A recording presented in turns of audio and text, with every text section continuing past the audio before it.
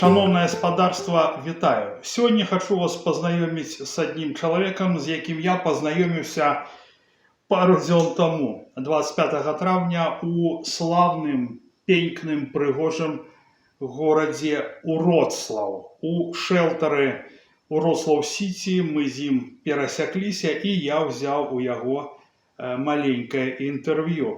Разом зі своїм сином Геннадій Смірнов, былий політв'язень, син його так само былий політв'язень. Недавно з'їхали з Білорусі і ось вони жили котрий час у тим шелтері. Незвичайно моцний чоловік. Приємного прогляду. Ну, а з якого города? Я с Брестской области, из города Ляхович. Ляховича. Что там было в Ляховичах? Были марши.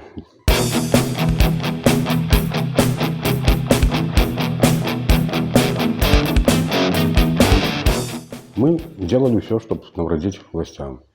Каждое утро они просынались, были флаги по городу, где-то расставлены, где-то развешаны, где-то заморожены в речке. Частенько делали акции с листовками. Обвешивали весь город листовками. Ну, под трафарет были тоже там подкрашены. Короче, старались что-то сделать, чтобы навредить властям. И вот когда мы провели с сыном акцию, там была акция серьезная, там были фотографии именно картофельной головы, и под ними была надпись, там нам нужен труп одежды короля, не живой придурок руля. Но под другой было там нет на свете ужасненно пахнущими идиот, дорвавшийся до власти. На третьей было Адольф Григорьевич Лукашенко. И вот мы этим обклеили весь город. Располком, доска почета, все объявления, доски. Короче, был город полностью клеен. И вот нас никто не поймал, никто ничего не доказал. Где-то сработали стукачи. Ну, вас за это осудили? Да, нас был обыск. Вот именно это произошло. Мы сделали акцию 15 марта 2021 года. Нас 18 марта приехали домой. Ну как приехали? Получилось, пришел утром МЧСник, мы ему не открыли дверь. Потом пришел по гражданке. Я так думаю, что это был, скорее всего, на тот момент капитан Черенкевич, который потом получил майора, умер.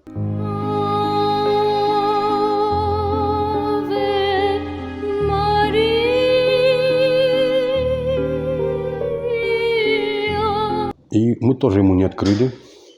И получилось так, что мой сын ездил в Бараныча на учебу. Он в агрономическом университете там учился, он ездил после обеда. Они знали, что он будет идти, они ждали его в переулке. А я провел сына и сел пообедать и машинально играл в шахматы в телефоне. А как раз у меня окно на кухне получается, и с окна видно калитка и улица. И вижу боковым зрением, что моего сына волокут человек 10.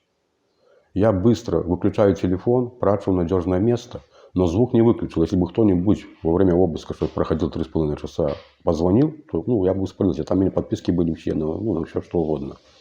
Но, слава богу, никто не позвонил. Я телефон спрятал, по-быстрому в шлепанцах выскочил на улицу. Вижу такую картину. Мне с 3 сторон удостоверения предъявляют. Двое волокут сына, а сын, когда зашел во двор, спустил собаку. А у нас хаски собака, я не знаю, зачем он его спустил, он миролюбивый собака, он как бы не злой. Он его спустил, вот сына волокут, двое где-то на улицу, 3 ко мне, а такой есть у нас там майор Исаханов, Сергей Гамисарович.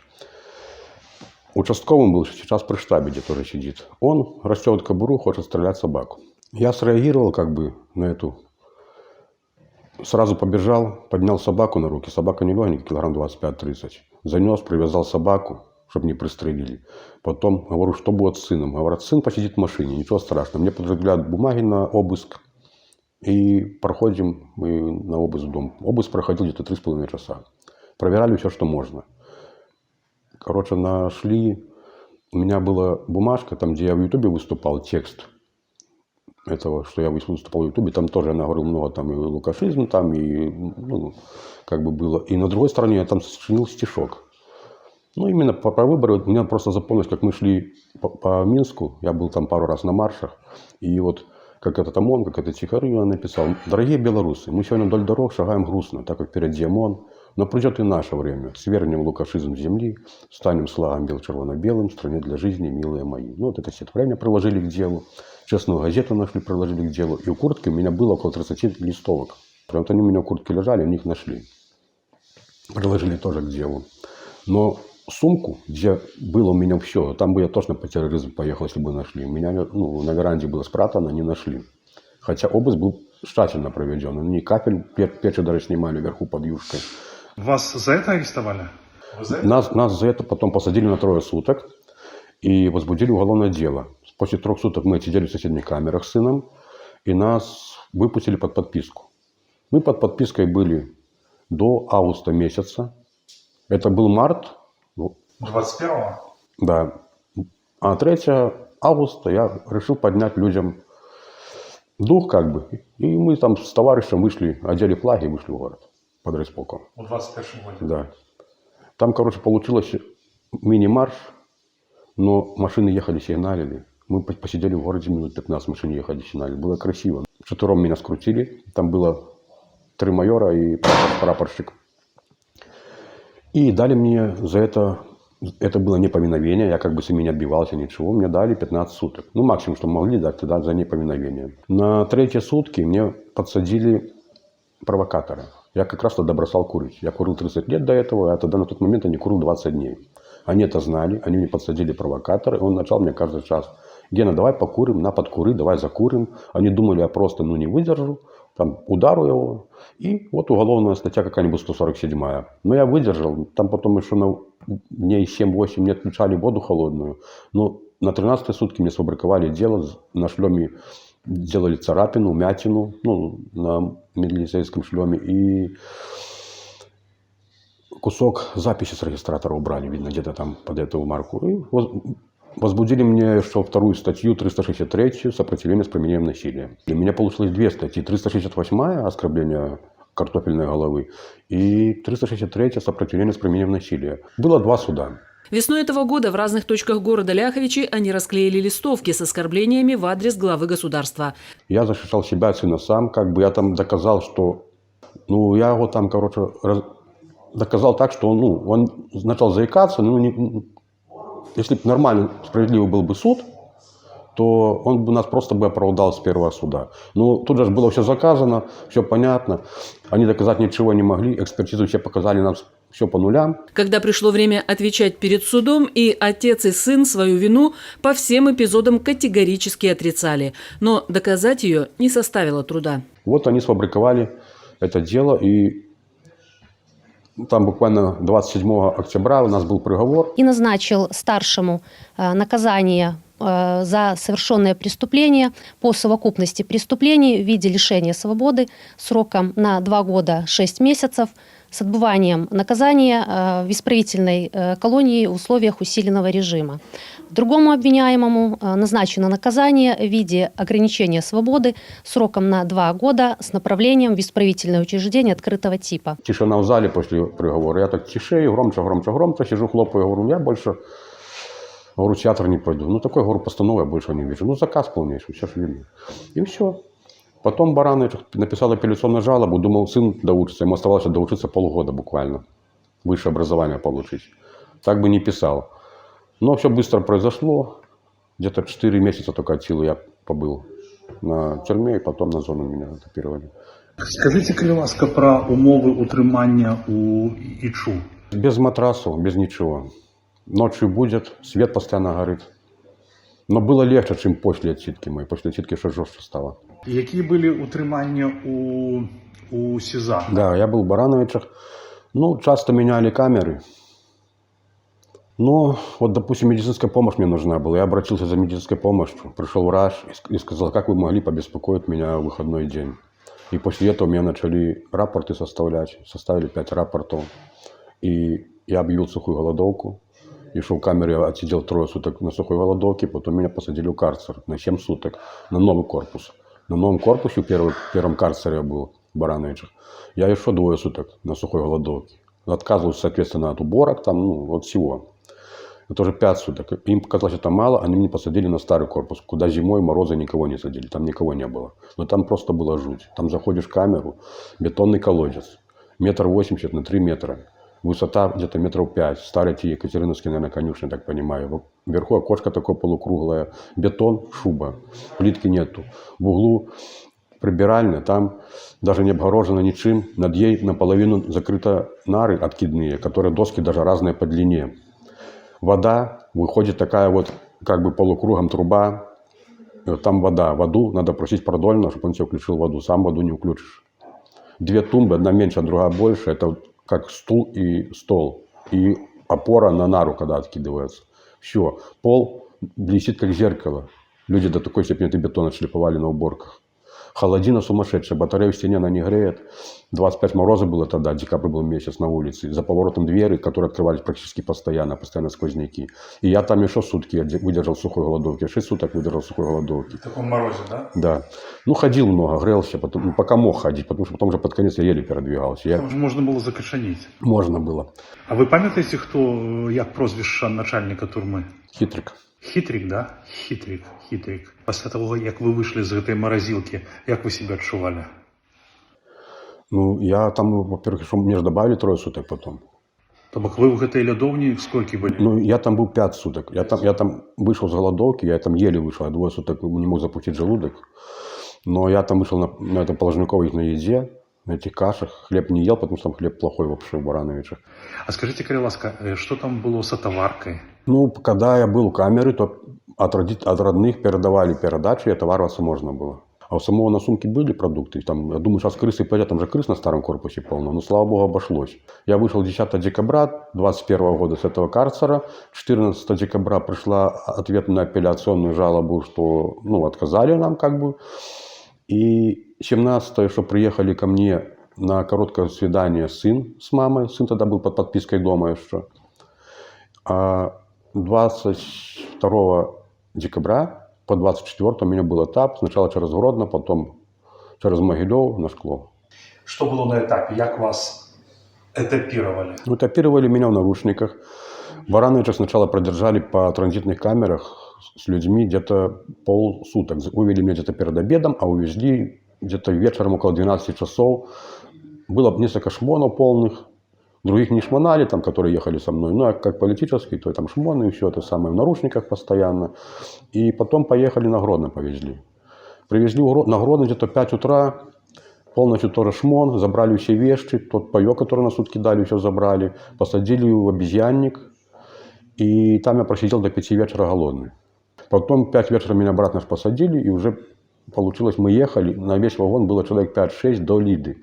У Лиду на Ичу вышли эти все люди, и я до Володарки ехал один на весь вагон.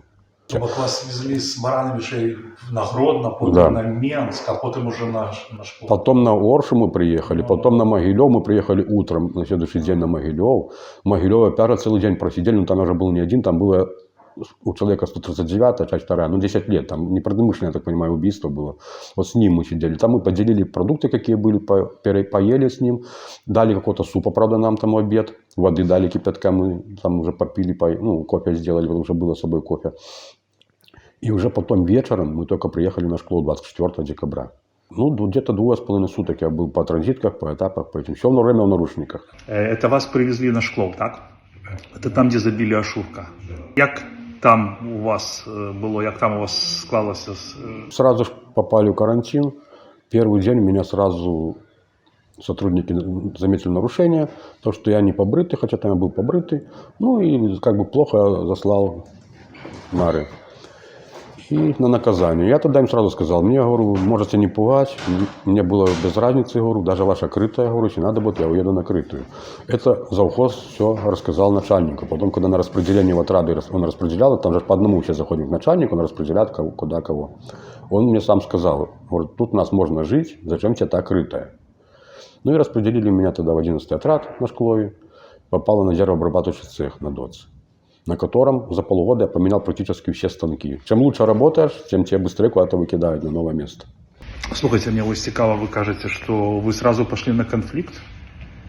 Я как бы и у карцера, там же и у Барановича так был. Я думаю, что там им же пришли все эти бумаги, они же идут же за мной. Конечно. Поэтому они же видели, или смогут меня сломать, или не смогут. И я шел на это уже как бы целенаправленно, я был готов ко всему. Срок большой впереди был. Это для меня это был 2 года с копейками, это был большой срок. Вот у меня именно получилось, что даже на зоне я пробыл, 75-го меня мало срока забрал, меньше 2 месяцев. Я на зоне пробыл практически 2 года, хотя у меня срок был 2,5. А што вы рабілі ў турме? Вось вы казалі, што на дрэваапрацоўкі працавалі, так? Да. А куды гэтая прадукцыя шла?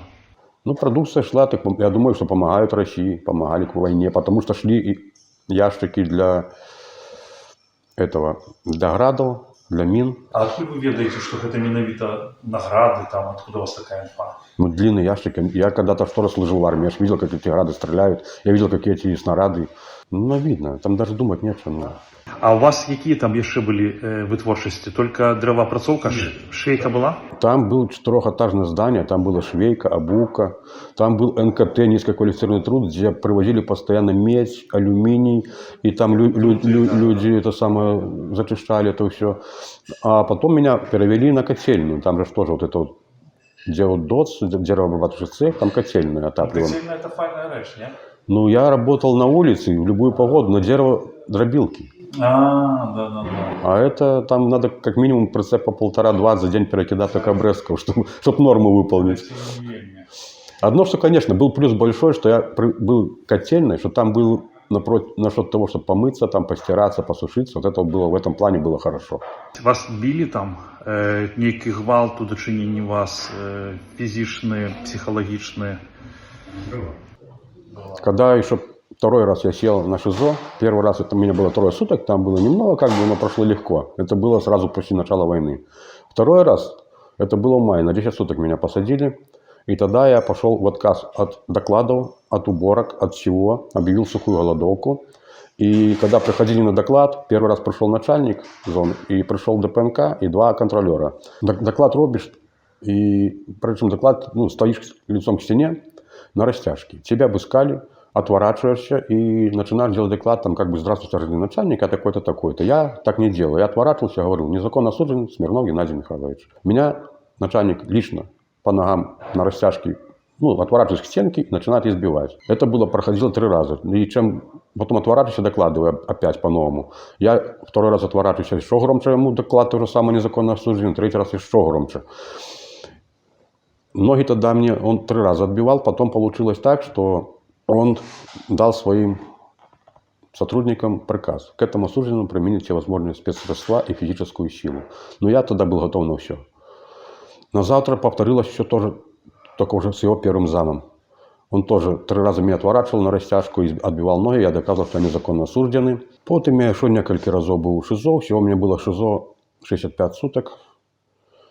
10 нарушений по ШИЗО, всего нарушений 30 было, за 2 только злостника дают, а меня их было 30. Вы ж усведомляли себе, что вы можете там просто не выйти оттуда, что это фашисты натуральные, что они просто вас там закатуют, и вы просто не убачите ни там ни жонки, ни деток своих больше? Я готов к этому был.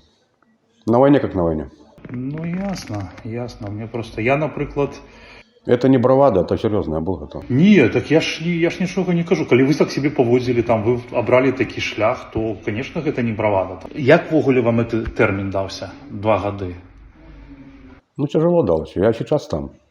Ну, друзья же там остались. Я сейчас как бы, ну, представляю, что там они вот отбиваются на этих нарах, что там на том же ШИЗО мерзнут, что там многих ребят, моих хороших знакомых, через 411 уехали, кто-то на Крытую уехал, что ребята там дальше мучаются, это же горка, ну как это...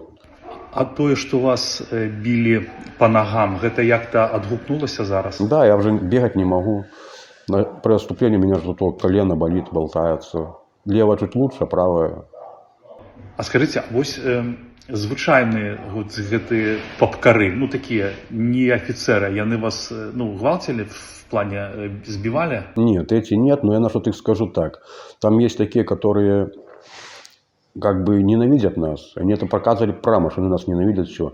Но есть многие, которые стараются как бы смягчить. Там наказание тоже на ШИЗО, на том же ПКТ, которые относятся более лояльно. И есть такие, которые хуже всех. Вот эти вот вообще, которые служаки. Их просто пустота в глазах. Им скажут стрелять, они будут стрелять. Ну, меня вось цікавіць менавіта такие вас збивали, ось папкари. Вот, ну, дивно, что ось, наприклад, что у нас, ну, вот, где я был, что ты такие простые, там, ну, сержанты-прапорщики, они ніколі гвалт не уживали. Вось я на гэта звярнул увагу. Ну, прынамсі, то, что я ведал про их. Нет, такие не сбивали. Ну, что думаете в огуле про то, что отбылось в Украине, и то, что зараз отбывается? Ну, беспредел полный, геноцид людей. Я им это говорил, когда вот даже освободился. У меня был уже превентивный надзор 2 года. Меня по нему арестовывали. Я сидел там нечеловеческие условия. Я им говорю, даже на ШИЗО, на зоне дают туалетную бумагу, мыло, полотенце, зубную щетку, зубную пасту. Там же ничего не давали, абсолютно. Я говорю, как это по-другому можно называть, когда вы невиновного человека держите в заключении и еще издеваетесь. Это, говорю, геноцид людей. Ну, вот я прямо им это и говорил, даже уже после освобождения. Это геноцид людей. Это... Вот, наприклад, коли би усі люди, я маю на увазі білоруси, убачили, ну, я не ведаю, як це можна убачити так, щоб це адчуць моцна, що робиться у турмах, ці помінялось би у їх нешта в головах? Я думаю, что большинство не поменялось бы, потому что это их не коснулось. Для меня было, я скажу так, я всегда был против их, против картофельной головы. Но когда после 2020 года начали избивать людей, это уже было все. Это как можно было рассмотреть на это спокойно? Ну, не все ж такие. Ну, вы усведомляли, что вас могут посадить в тюрьму? Да я готов был к этому. Ну, мне даже, когда под подпиской ходили, люди говорили, уезжай со страны. Я говорю, так я закон не нарушал. Я говорю, чего я поеду куда-то, зачем? Я уже просто понял, что уже следующее наказание мое по превентивному надзору уже идет на срок, на строгий режим. Поэтому мне пришлось уезжать. Тем более сына моего сцепляли. Сыну тоже жизни не давали, хотя он освободился без надзора. Вы вышли из тюрьмы. 411, дякую Богу, не было вам, так? Хотя могла быть, потому что так, я разумею, как вы себя поводили, ну... Пугали меня. Когда был на ПКТ, меня пугали. Ну, это просто легко, когда человек отмовляется робить приборку камеры. Яны за незашпиленные гузики раскручивать, а это просто дерзкость и нахабность отмовляться и казать, что я там незаконно осужден. Может, они побоялись, что уже вторая смерть им не нужна была после Витольда? Яны не думайте, яны ничего не боятся. Просто не было... А может, заставил уважать себя просто и своим поведением? Ну, я щиро вам кажу, Геннадий, я вельми, бачу, що ви такий мужний чоловік, но я не думаю, що про це. Їм в огулі пофіг. Яны, ведаете, яны безголовые мразі с абсолютным, это мое меркование, там неведомо их алгоритм. Я полностью согласен. И то, что вы думаете, что яны там вас зауважали, да не, им в огулі пофіг. Они нікого не поважають. Яны нікого у таким сенсі не бояться. Яны не бояться беззбройних людей. Яны бояться тільки силу. Ось коли буде сила, яны будут землю грызть, ноги целовать, как ты только их не шапал. Ну, тут может быть такой вариант, что, скорее всего, просто не было приказа по мне работать, а не сильно засвеченный человек был. Вот и все. Я так само думаю. Ну, ось и вернулись вы из тюрьмы. Як пошло ваше життя? 3 раза меня садили. Раз я отсидел 2 суток, мне дала судья 6 часов отработки, общественных работ, которые я отработал в коммунхозе, бесплатно. 2 раз мне дали, сутки я отсидел, дали 3 базовые. Но это было более лояльно, там 2 судья, можно сказать, нормальная судья, хотя их всего 2. И потом на 3 раз я ездил делать визу, а мне в Сляхач выезжать нельзя было. И меня в Бресте камеры не срисовали, а в Барановичах, с сыном выходили из поезда, и нам шли милицианты навстречу. И мы, чтобы не дергаться, мы пошли, получилось через вокзал. И там камеры, оказывается, камеры были на распределение лиц, а я был в базе. Камера меня срисовала. Это был понедельник. Мы тогда, хорошо, что я детям написал на доверенность, чтобы они забрали визу. А так бы я бы уже 2 раз съездить бы не смог, оставалось одно наказание. И вот они приехали меня проверять тогда в понедельник домой, ничего не сказали. Во вторник приехали проверять, ничего не сказали. А когда уже в среду мы пошли на отметку, мы каждую среду ходили с сыном на отметку, там прямо мне показывают в кабинете на компьютере, что вы делали в Барановичах. Я же уже не скажу, что не я, если там я. Я говорю, я комментировать ничего не буду. Они меня наручники сразу дают прямо в кабинете, водят на завтра на 15 суток. И вот этот Черенкевич, который умер, он меня возил и говорит, если бы вы хоть раз что-нибудь подписывали, вам бы дали меньше, чем 15 суток. А вы все время отказываетесь подписывать. Но я никогда не подписывал ничего. Ну, вы же сами видите, что это хлустня. Там подписывай, не подписывай. А я принципиально. У меня было 30 нарушений на зоне. Я ни одно объяснительное не писал, ни разу. Я отказывался. Потом у меня было 3 тома по делу, Там у меня везде отказался от подписи, только там были у меня подписи за то, что я ознакомился с экспертизами, которые ничего не доказали. Я ознакомился, я за это расписался. И расписался за ознакомление с самим делом. За это я расписался. Больше у меня подписей нигде не было. Не, ну вы, конечно, не нужный человек, потому что я так само не подписывал, но все ж таки я вырашил. Ну, я спужаўся ў нейкі момант. Ну, я просто не то, что... Ну, да, это называется спужаўся, бо я не хотел, каб праз гэтыя подписи, что я типа их не признаю, потому что я заўсёды казаў, что я вас не признаю легитимной уладой, тому подписывать ваши паперки не буду. А там я спужаўся просто. Ну, не варто там праз гэта, я так подумал, для себе сидеть сразу. Ну, многие говорили, что и мне ребята говорили, надо нам любым путем выйти отсюда живыми. Не надо тут доказывать. Меня как бы чуть-чуть приостанавливали. Ну, говорят, как бы, ну, Гена, успокойся, потому что смотришь, что я могу далеко зайти. Может, где-то чуть-чуть я и не дожимал, поэтому, может, и меня и не тронули до конца. Что значит гэты превентивный надзор? Заключается превентивный надзор почти как домашняя химия. С 8 вечера до 6 утра должен находиться дома, никуда не уходить. С города слягать, вообще выезжать никуда я не имею права. Ну, без дозвола, без их нет. Да, дозвола, конечно, не дают. Потому что когда сын меня освободился через 4 дня после меня, я хотел его забрать с Минска. Мне не дали разрешения, бабушка ездила за сыном. Які были умовы у Ічу, это Ляховичи, так? Ляховичи, когда вы уже пришли с тюрьмы? Когда я сидел 15 суток, было очень ужасно. Они меня очень тяжело дались. Потому что без матрасов, нары, металлические пластины железные, на них как бы спать невозможно, и холодные, так. Потом вообще ничего не давали, ни мыла не было, ничего не было. Каждый день переводили в новую камеру, по 3 раза выводили в наручниках на шмоны. Подсаживали и провокатора, и подсадили раз психа. Он просто меня среди ночи будет, вставай, как бы уже 6 часов, Продольный сказал, подъем. Мы сидим с ним, а там каждые полчаса проверяет в глазок. И Продольный говорит, что вы сидите, час ночи. И он брык, идти поспать. И потом ночь мне спать не давал. А утром просто стучится у двери, там, ребята, дайте закурить, дайте то. Потом начинаю в стене раздвигать двери, как бы там двери есть раздвижные. Ну, короче, человека просто с головой не в порядке. Таких вот, и не знаю, что от его ожидать. Потому что такой человек может на что угодно. И вдвоем камеры. Як вы думаете, что будет далей? Як это будет? Что будет с Лукашенко, с краиной? Як вы бачите? Я думаю, что любая диктатура рано или поздно заканчивала свое существование. Яким чином закончить картопляная голова? Ну, по вашему разумению. Ну, я думаю, что от Чаушеску далеко не уйдет он. Люди прошли через очень много. Люди погибли, люди избитые, покалеченные судьбы. Ну, неужели это все так останется? Не останется. Людей зброї нема. У людей нема зброї, но я думаю, тут все решится после конфликта России с Украиной. Калі б, допустим, взять такий варіант, що вам телять, ну, наприклад, я, і кажу, Гена, є зброя, їдемо на Білорусь. Зараз, типу, всі наші їдуть. Едем. Тоді добре. Добре. Що у Польщі думаєте робити? Ну, не знаю. Постараюсь быть полезным и для нашего дела, ну, и как бы жить, работать. А скажите, будь ласка, як вам у гэтым шелтары? Потому что одна из моих мет показать, что людям, которые съезжают с Беларуси, что есть допомога, что их примут. Допомога реально, жить можно. То подобается вам тут? Добро везде. И люди хорошие. Ну і білоруси одному допомагають, так? Скажіть, будь ласка, з працею як у вас буде?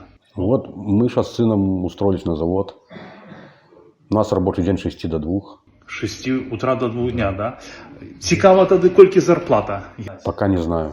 Ну прикладно, ви ж повинні, ви в огулі ведаєте, що мінімалка у Польщі 980 євро, це мінімалка. Ну, я думаю, что не меньше будет. Может, больше. А что там робить на заводе? Ну, мы сейчас пока по подсобным работам. Где-то покосить, где-то там что-то подонуть, где-то по мелочи. Но как бы планируют нас на линию, на станки. Но для этого нужно подучить языки. Мы язык не знаем пока. А в огулі як вам тут у Польщі? Ну, спокойно. Спокойно, очень спокойно. Правда, я все равно очень сумую по...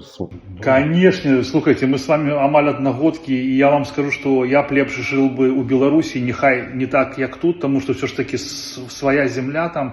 Но я сразу, как только все решится, я сразу буду дома. Ну, понятно. А якщо воно вирішиться так, як я казав, то вуголь буде чітко. Тому що я, наприклад, так само готовий на те.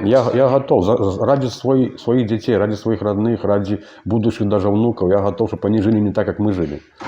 Чтобы они жили свободно, как здесь люди живут. Ходили, улыбались, отдыхали. Здесь же совершенно люди живут по-другому. Люди живут, они существуют, как у нас в стране. Ходят зашуганные, боятся всего. Слово сказать, телефон боятся что-то зайти куда-то. Потому что могут посадить за любой лайк, за любую ерунду. И садят сколько он людей. Хочу подякувати за евакуацію і медицинську допомогу проєкту «Земля», Білоруської асоціації «Доволі», а також Байсолу і Байкру. Велике дякую. Живе Білорусь. 55 seconds in the very first round. Declaring the winner by knockout assassin. So just the way he threw it up here tonight, what a monumental moment. Прагнеш свободи, то вяри, а воркотка